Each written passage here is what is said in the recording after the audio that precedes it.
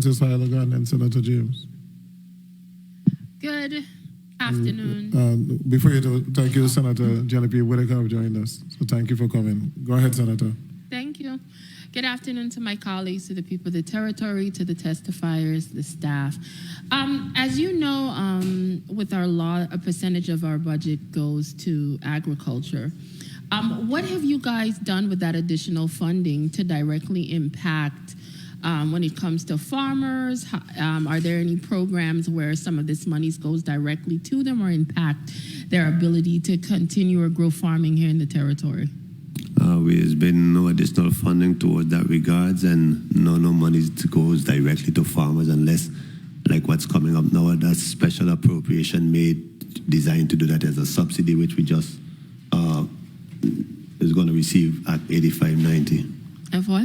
At 85.90 is going to give us a subsidy to farmers, which just occurred a couple of weeks ago. Thank you. Last time I had an opportunity to talk, we had discussed the leasing and cleaning up, dealing with the parcels and getting a full assessment of all the parcels under agriculture.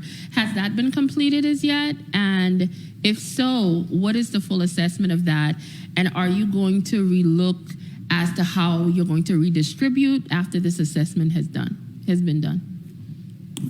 We've done cleanup by the property manager is online. I don't know if we can say we've done a cleanup. I think we can tell you the acreage that's in use and who's on it, and it hasn't. I think their PMP, they haven't gotten around to all of the properties as yet. What the discussion was the last time, you said that as agriculture, you were seriously looking at the different parcels to make sure that they were being maximized and utilized the way they should be.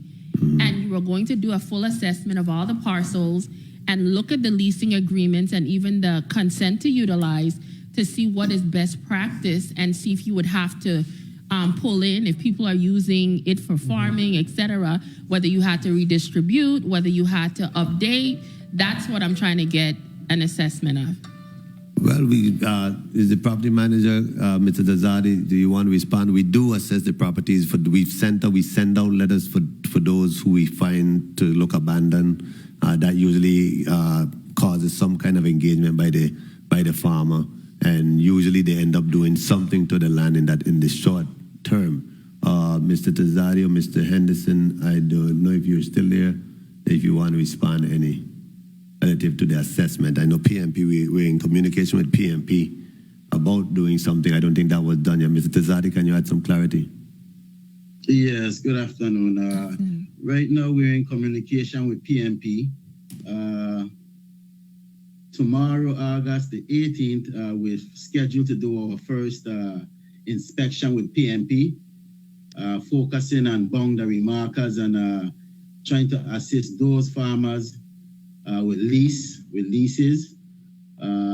Presently now in St. Croix, we have about 18 plots that are vacant.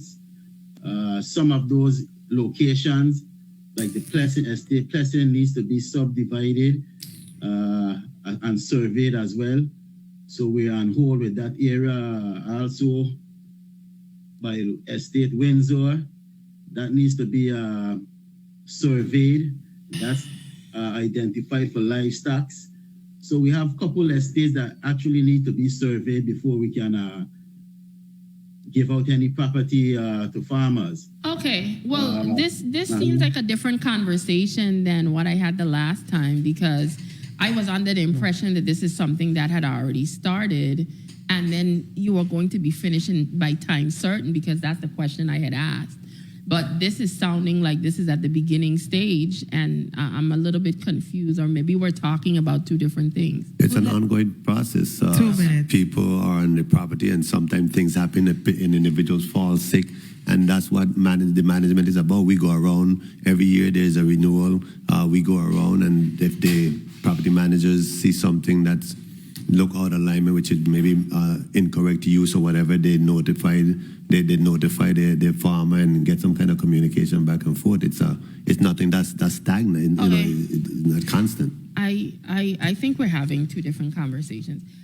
Is there any type of security food security program that you guys are seriously embarking on. As you know, we live in a territory where everything is shipped in.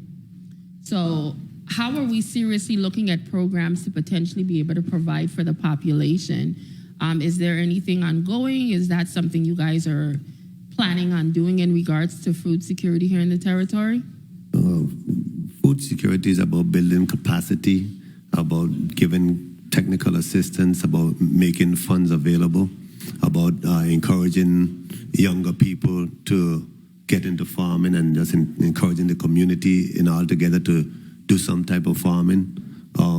What is your department doing in regards to all these things? Give me examples so we could better know if this is something that's happening. Well, there's numerous workshops and training programs and meetings, and not only with ourselves, but with some of our federal partners that attempts to better equip farmers. We draw down on grants, whatever grants we can get to. There's other granting agencies that make funds available. And after all of these things are done, these workshops, and you give out these grants, do you guys do any type of analysis to see if there's some kind of fruit being bared as to the possibility of, okay, something is happening here? You're getting young people encouraged into farming. People are saying, hey, this is something we want to look into. Do you see any kind of feedback? Do you do kind of follow up on that? So many of the grants require reporting to assess the impact. Okay.